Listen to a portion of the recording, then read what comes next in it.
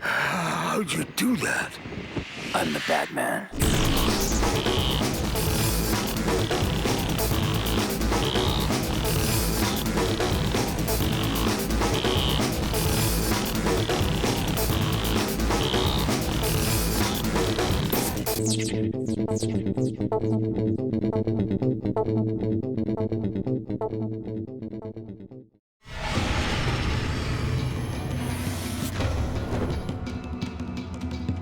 Keep an eye on it for me, kid.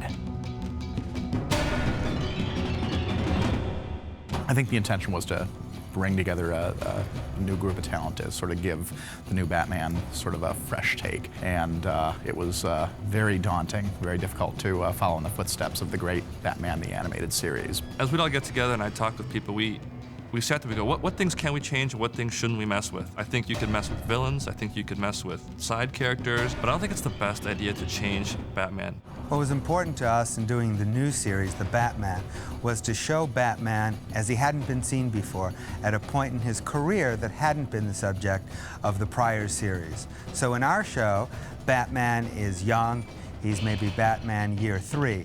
He's not at the full peak of his strength and his talents. He's still vulnerable and learning how to grow into the Dark Knight he ultimately becomes. Well, some of the influences we looked at early on, obviously I think if you look at the show, you can see that there's some Japanese anime influence. I thought that is just something that would be fun to play with and really look for new ways of presenting the classic elements. How can we make them fresh and entertaining to a new audience as well as those of us that are familiar with the character? When redesigning a new show with Batman, there are a lot of things you need to keep and some things that you can get rid of. I made the ears shorter because that just seems more boxer-like, more enclosed. He's not quite the detective yet, so he relies more on his fighting. He has the yellow oval back, and we went to the retro colors. It's just a different take rather than having the big brow and the long pointy nose.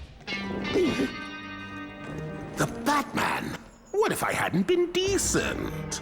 You're never decent, Joker. The dramatic dilemma posed by the series is, at the beginning of year 3, he's cleaned up Gotham, but almost as a result of this new Dark Knight, suddenly a new breed of supervillain has risen out of the darkness. So as our series begins, he's meeting Joker, Penguin, Mr. Freeze, Catwoman, all these crazies, you know, for the very first time. The Joker in our series began with a crazy drawing that Jeff did that everybody kind of loved, but was such a radical departure from the classic character that, you know, it was very inspiring for all of us. The Joker is a crazy person who's intelligent and is like the nemesis of Batman. He has a white face because it's bleached out because of his accident. So if he's crazy, I just want to continue that frame of thinking. He's from a mental institute, so he has the long sleeves on. He doesn't have shoes on. His hair is still green. So from the read of the audience, I think it still reads pretty much like Joker.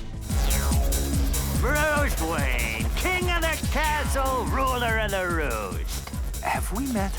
Cobblepot, Oswald Cobblepot. Penguin, we thought, even though Penguin's an old soul, in our minds, he's Bruce Wayne's age. You know, he's late 20s, early 30s. We sort of saw him as the anti-Bruce, you know, where Joker is Batman's nemesis. Penguin in our series really has it out for Bruce Wayne. Why? Because Bruce Wayne has everything the Penguin doesn't have. And on top of that, we just threw in that, why doesn't Penguin know martial arts himself, you know? There are sort of examples of that in Hong Kong cinema, of the sort of portly character that suddenly whips out all these moves. Why not? You know, it just suddenly made the character come to life for us in a new way. You are not welcome here, Mr. Freeze will do. Mr. Freeze is an interesting one. We purposefully set out to not make Mr. Freeze as he was in Batman the Animated Series. Really, the main reason is Heart of Ice is such a classic and so many fans' favorite Batman episode. Why touch that? So, you know, our choice was to go the way we did with Freeze, you know, make him a little bit more of a mutant, a little bit more of a straight-ahead villain. The biggest difference with Mr. Freeze is that as opposed to being sort of a humanoid character encased in glass that fires ice from a gun, our Mr. Freeze internally produces ice and fires the ice directly from his hand.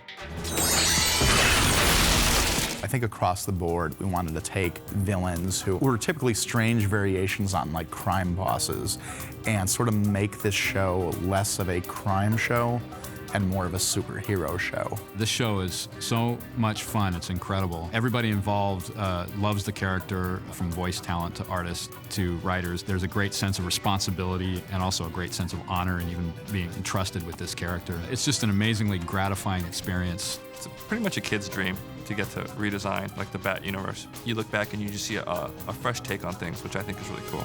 With this collection of the first year, you see what we've accomplished in the first season and the story arc that carries through the first 13. So this is a great start of the Batman series. We're going to continue to make it even better for many seasons to come.